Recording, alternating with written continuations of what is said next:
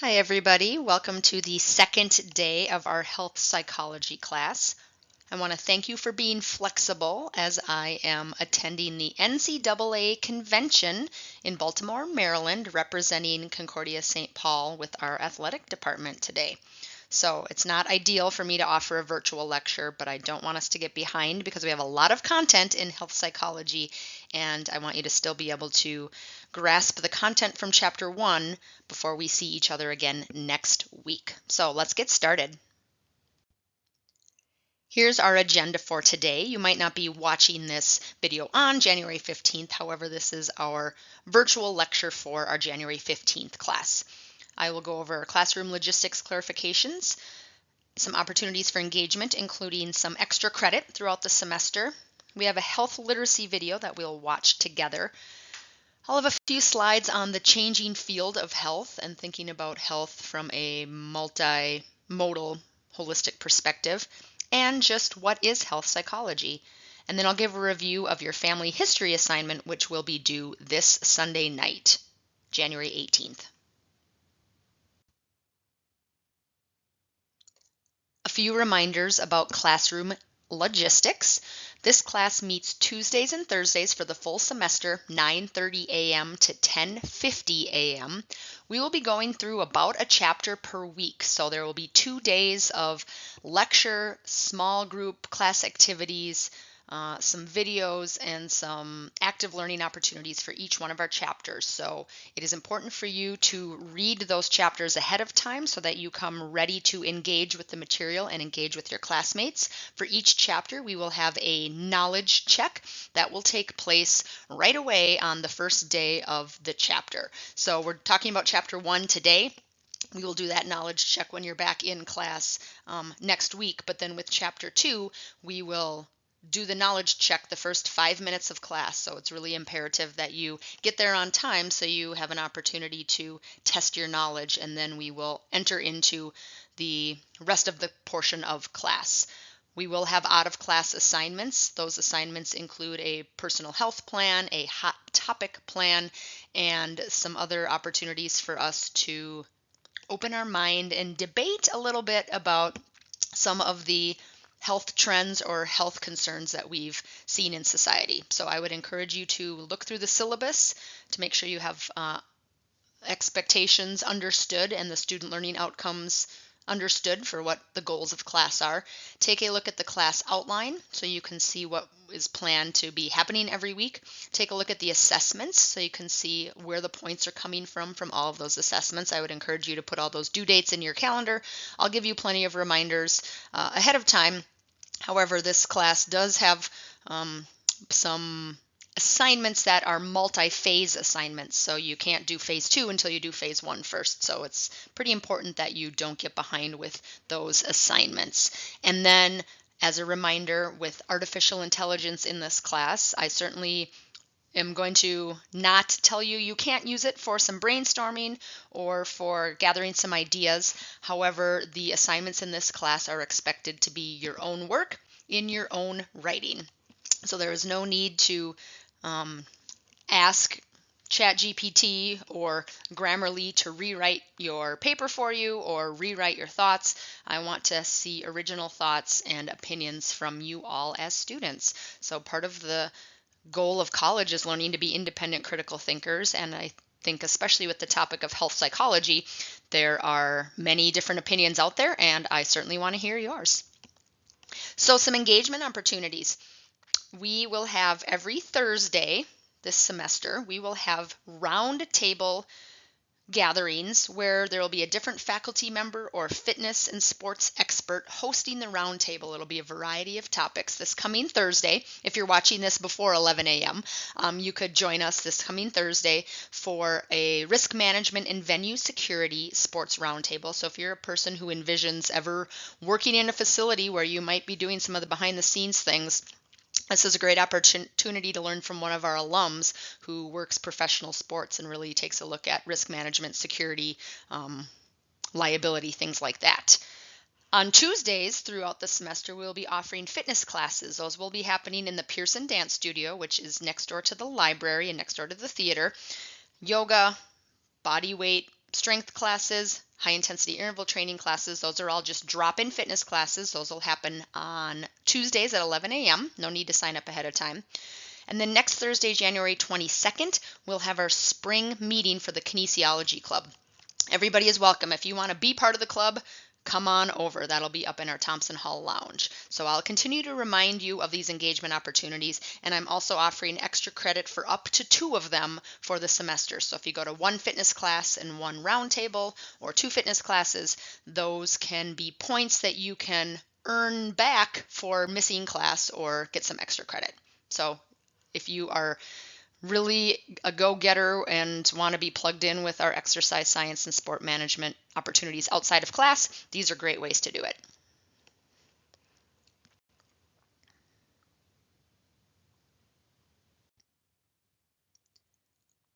So, on with the show.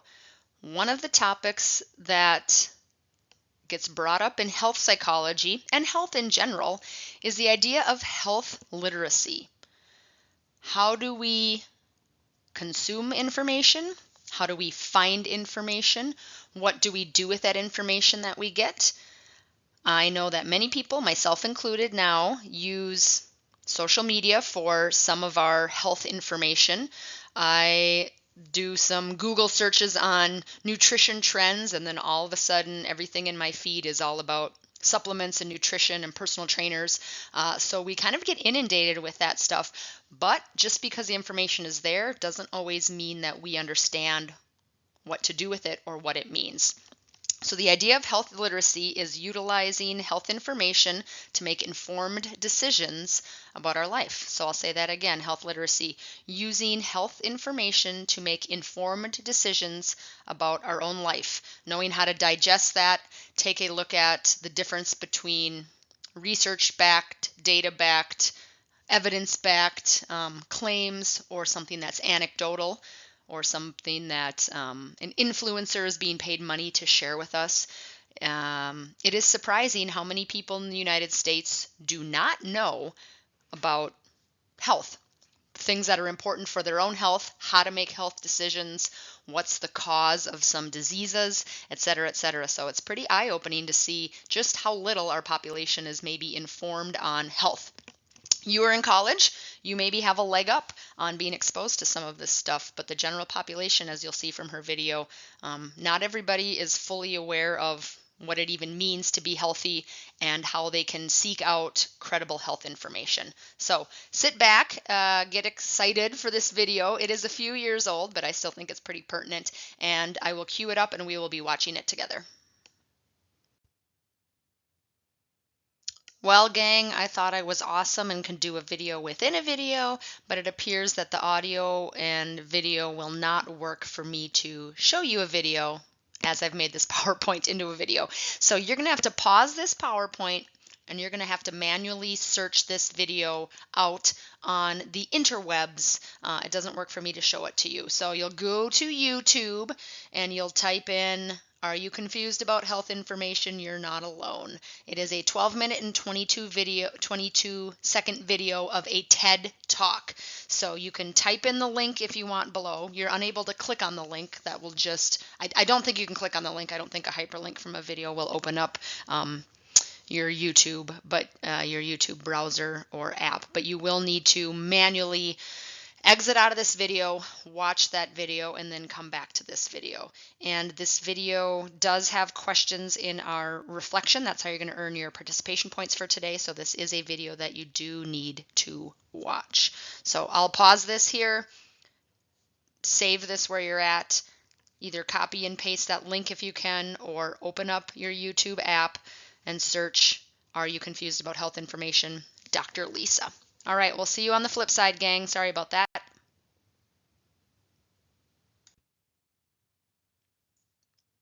That video teed you up to think about health literacy and the ways that we look at health. This quote is a quote that I think resonates with many people, or people as they get older maybe. The quote is, "We are now living well enough and long enough to fall apart." So what does that quote mean? We are now living well enough and long enough to fall apart.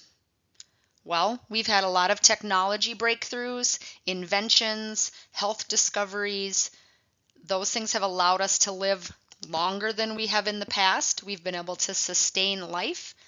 But the question then becomes, has that technology actually hindered us? Right? My grandma lived to be 100, which was awesome. It was such a huge milestone celebration for all of us. It was like I've never met anybody who was 100, and she was 100, and she was still living mostly by herself and getting around. But she had 2 types of cancer in her last 10 years of her life. She broke her leg at age 97, had surgery for her leg at age 97, which is usually unheard of. So living that long costs money, right? So we are living well enough to start falling apart. So yes, there's been great breakthroughs in inventions and technology. Maybe you can think of an example of a technological breakthrough that has saved people's lives. Vaccines would be a great one, or have kept people alive longer. But it's also a question of, has any of that hindered us or perhaps hurt us? So some of those ideas have shifted the way that we think about health, including changing patterns of disease and death, which we'll talk about on the next slide. The escalating cost of medical care. Again, as you live longer, and you need more medical care, it's going to cost more money. It's going to cost more money for all of us because we're supporting people who need that medical care. The changing definition of health. So now it's not only the absence of disease, but it is also being well. And then newer models of viewing and critiquing health. So previously, being healthy would maybe seem like it was synonymous or the same as just the idea of the absence of a disease, right? I'm not diagnosed with cancer, so therefore I must be healthy. Well, those 2 things don't necessarily correlate one-to-one or are mutually exclusive. So let's look at this through a 21st century lens. Say I haven't been diagnosed with heart disease, I haven't been diagnosed with diabetes, I haven't been diagnosed with cancer, so I am free of those big 3 causes of death. No heart disease, no diabetes, no cancer, but I smoke, I drink a lot of soda, I get less than 5 hours of sleep per night, and I work 2 jobs in a noisy environment. So does that mean I'm healthy? Well, not according to the changing definition of health. You maybe don't have a disease, but you don't necessarily have healthy behaviors either. The traditional view of Western medicine was that of the biomedical model. Your book makes a distinction between the biomedical model and the biopsychosocial model. The biomedical model, the focus was really on the removal of pathogens and the curing of a disease. So somebody has tuberculosis, or somebody has a respiratory infection, or somebody has a parasite, or whatever the case might be. The focus was on how do we get this pathogen out of the body and how do we cure the disease. Now we've shifted more recently into a biopsychosocial model where that really advocates for a holistic approach, thinking about biological concerns, but also social concerns, psychological concerns, environmental concerns, and spiritual concerns. So different aspects of health besides just removing a pathogen and curing a disease. The focus is also about staying healthy instead of just avoiding diseases. So the changing definition of health and a different way to look at health and critique health has changed our views, the way that we approach health psychology. This is straight from your book on page 4. The leading causes of death from the past century are up on top. You can take a look at that. And then we have leading causes of death from 2017 onward. And you can take a look at that. They have definitely flip-flopped. So diseases like pneumonia, tuberculosis, diarrhea, those were killing the most people over a century ago. And even though some people still die from them nowadays, you don't see pneumonia as the number 1 cause of death, right? Now it's heart disease, cancer, unintentional injuries. And many of those can have a lifestyle component or factor in them, as we'll learn much more about as we get into the semester. The biggest factor for increasing our life expectancy from 1900 to 2000 was actually the infant mortality rate. So to have a older population of people to living to an average age of 76 or 77 or 80, it doesn't mean that we can't necessarily attribute it just to changes in technology that have sustained life. It's that more infants made it out of infancy and continue to live, that has boosted that number up. So yes, we've had technology, we've had vaccines, we've had cancer treatments that allows people to live longer and add years onto the rest of their life. But the biggest factor in us increasing our life expectancy in the United States was decreasing the infant mortality rate. So more healthy live births. When you have more healthy live births, you have more people who have a chance to live longer. So, differences that have come in the last century of causes of death and also our expected age expectancy. One of the things to think about was the escalating costs of medical care. Because as people live longer, they possibly need more treatment. My grandma lived to be 100, which was awesome. We celebrated with her, but she had multiple rounds of cancer treatments. She broke her leg at the age of 97 and had surgery and was in the hospital. All of those things cost money. So as people live longer, they possibly need more treatment. If that's the case, medical care goes up. The cost of medical care is spread around among all of us. Healthy people are paying for medical care that they might not need to help pay for medical care for people who need it, who have diseases. There's also discrepancies between different races and ethnic groups in regards to access to affordable medical care. So that can also change our data. So this is table 1.1 from our book. Take a look at what you see.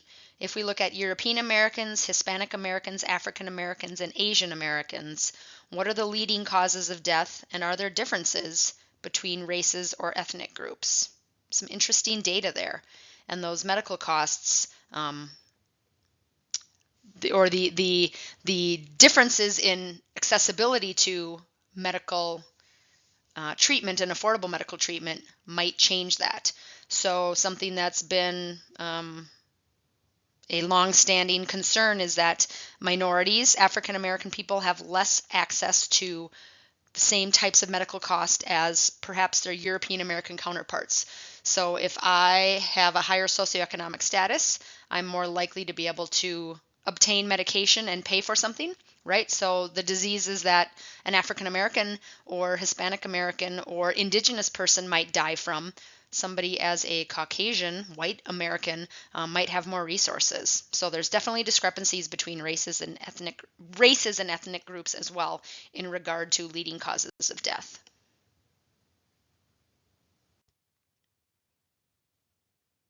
As we move into another component of health psychology, I have some questions I want you to think about while you watch our next video. This is all about the brain. This helps give us a footprint or a foundation for health psychology and the idea behind the brain-body connection. If you've taken a psychology class before, you've probably done some studying of the brain, or if you've taken an anatomy class before.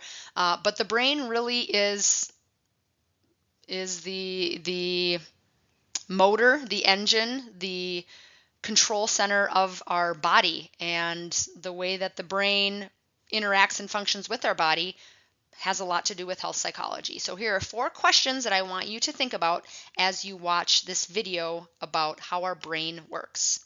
Question number 1 talks about the old brain. So we have an old brain and a new brain that has happened through evolution. What does the old brain do for us? What are 3 things that our old brain does for us as humans? And then question number 2, in our new brain, we have 4 lobes. And each of those lobes has a different purpose or serves a different part of function in our body. So what do each of those 4 lobes do? Then question number 3, based on what you learned about the brain, think about one part of it, new or old, so maybe the hippocampus or the amygdala or the occipital lobe or the thalamus, and think about the function of that part of the brain or the impairment of that part of the brain, how that might impact our decisions when it comes to health behaviors. So what happens if our amygdala goes off the rails? Or what happens if our hormones that give us our sensations of being hungry or being full, what happens if those are impaired? So based on what you learned about the brain in this video, think about one part of it and how if one of those parts gets impaired, how that might then trickle down to the decisions that we make when it comes to health and healthy behaviors. And then question number 4 is one of my favorite reflection questions for any video I watch. What's a aha moment? What's a moment that stuck out to you from the video? Something that you learned that was new that you didn't already know about the brain. I'm going to put the next slide on to make sure that you don't have poor audio quality again, because I'm a little nervous about that. I'm going to have you navigate to the brain video on your own on your mobile device. So you can pause this video once you get to the next slide. As I mentioned, if you've taken a psychology class or an anatomy class, you've maybe done a deep dive into the brain, but understanding more about our brain and how it makes us really helps to set a frame of reference for health psychology.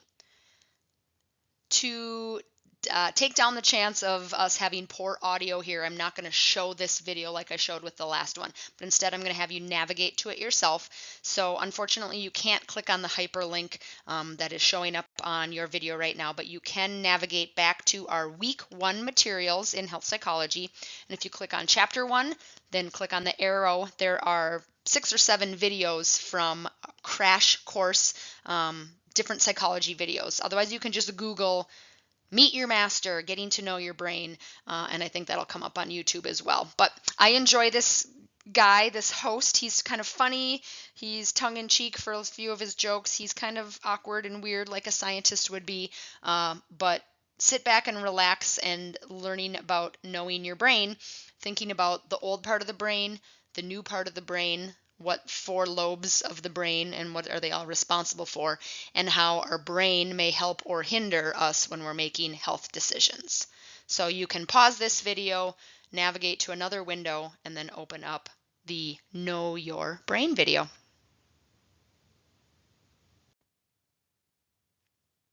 All right, we've set the stage just a little bit on health literacy and understanding a brain-body connection and how that may influence health behaviors and the idea of health psychology. Health psychology has also been recognized as more of a science, kind of a recognizable, accredited science, if you will. So psychologists have gained acceptance by the medical profession, and this could be a career that you might see yourself in. Maybe you had never considered health psychology before, but a psychologist taking kind of a blended look at medical concerns, medical issues, but then looking at it from a health psychology perspective instead of just a what's the symptom, what's the cause, and what's the cure perspective of things. So psychologists can work in the medical profession as a health psychologist. They can now bill for services. So if a patient comes to a health psychologist with cancer, they might be going to see their oncologist or their cancer doctor for chemotherapy or radiation or other treatments, but they can also go see their health psychologist for things like stress and family relationships and the idea of their life changing because of a cancer diagnosis. So it's really a blending of both the medical components, but also some of the social, environmental, and spiritual components as well. So health psychology people can provide psychological help with things like smoking cessation, healthy diet and exercise plans, medical advice, reducing stress, controlling pain, and living with chronic disease. We can look at all of those from just a pure medical perspective, right? Like healthy diet. Okay, there's a medical or nutrition perspective to it, but there's also a big psychological and emotional component to it as well. So that's where health psychologists would fit in a special part of the pie to be able to offer psychological and emotional help for physical diseases. You might be asking yourself, gosh, this sounds kind of interesting. How do I become a health psychologist? Well, you do need to have doctoral level training. So you would have classes or exposure to biology, cognition, social sciences. You'd have advanced research methods classes. You'd take classes in psychology and health measurement. You'd work interdisciplinary, so maybe with a general practitioner or a internal medicine person or an oncologist or a physical therapist. You'd collaborate within groups. And then you'd learn about ethics and professional issues as well, because being a health psychologist, you might be seeing people at their lowest or at their most frustrating or their worst, and how do you maintain ethical support for them and professional boundaries and professional relationships. Health psychologists can be employed at places like universities, hospitals. They could have their own private practice. They could open up their own location. They might be employed by a company. So, for instance, a big Fortune 500 company, maybe like Target or Amazon, they might have a health psychologist on staff to deal with all the workplace concerns that they have with their employees. Because when employees are happy, they're more productive, right? So, health psychologists could form a bond with employees and be able to help them with some of the psychological concerns that they have with their health. And often it is part of an interdisciplinary team. Some self-reflections for you as we wrap up this part of Chapter 1 and our video lecture. Looking back into the book, how have the views of health changed throughout the years? How was health viewed 200 years ago, 100 years ago, 50 years ago, even 10 years ago?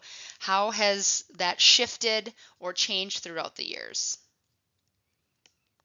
From reading your book, what did you notice about age, ethnicity, income, and education?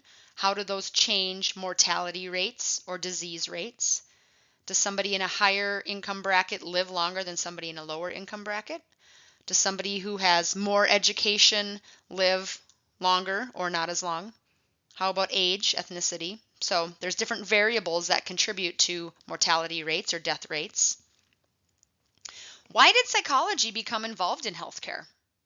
So for a long time, people would just go to their doctor, get a treatment plan, get some medication, and that was that. And they kind of got left to fend for themselves and not think about the emotional and social ramifications that might come with a disease diagnosis or somebody trying to lose weight or somebody trying to quit smoking. There's definitely a place for psychology in there. So how did psychology become involved in healthcare? And what does a health psychologist do? Towards the end of your chapter, there's a profile and highlights on the field of health psychology and why it's important to keep health psychology top of mind when we're taking a look at health today. So these are just self-reflection questions for you. You don't need to write anything down or turn anything in, but these kind of tie up the chapter and help set the foundation or the base for us to continue to explore health psychology in our society. And now on to the action items. You have your first assignment due Sunday night. That will be on the next slide. I'll explain that, our Family History of Disease assignment. Then you're going to want to read Chapter 2 before we see each other again in class on Tuesday. Go ahead and reread Chapter 1, or at least reread the Chapter 1 summary, because you'll have a knowledge quiz, knowledge check on Tuesday on Chapter 1, and then we will start out with Chapter 2 as well on Tuesday. So that'll be an overlapping day of chapters when we are back together in class on Tuesday. And then you're going to complete the reflection assignment from this week to earn participation points. So now that you've viewed this video, you can go into the reflection assignment, and the questions that are asked in there will make sense. I was a little vague with them on purpose so that I ensured that people watched the video first so that they could have some knowledge to reflect on. But you'll complete that before Sunday night as well to earn your participation points for the day. So you have an assignment, but then also a reflection task to do in lieu of or in place of what would have been your participation points for today's class. Your first assignment is called the Family History of Disease assignment. I talked a little bit about this on Tuesday, but as a refresher for you, you are gathering information from your immediate family members. So a mother and a father, if those people are available in your life, any siblings that you have, and then you're asking them some questions.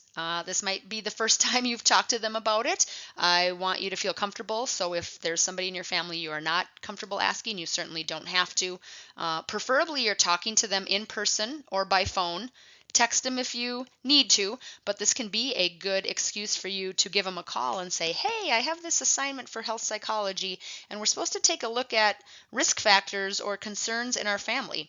You might find out that your grandma and your grandma's grandmom and your grandma's mom's mom and your grandma's mom's mom's mom all had breast cancer. And that might be a concern because breast cancer does run in families and there's a genetic component to it. So if nothing else, taking this class helps you get a bigger picture of your family's history of diseases and any concerns that you might have as you grow through young adulthood as well. So you'll navigate to the website that's located here. Also, if you click on the week one or the assignment number 1, you can find that either under assignments or under week 1. The website is there as well.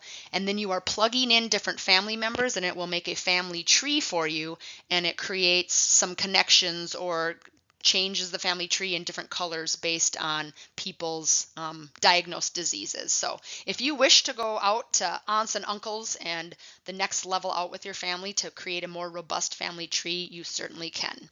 The directions for the assignment are found under the week 1 module. So you are creating a family tree or a family chart, but then you're also doing a couple reflection questions. So make sure that you pay attention to the rubric to make sure you are turning in all the assignment component. It's not just a screenshot of your family tree, but you also need to do some reflection questions. So I will see you back in class on Tuesday, where we will have a knowledge check on Chapter 1 and then move into Chapter 2 in our health psychology textbook. Have a great weekend, everybody.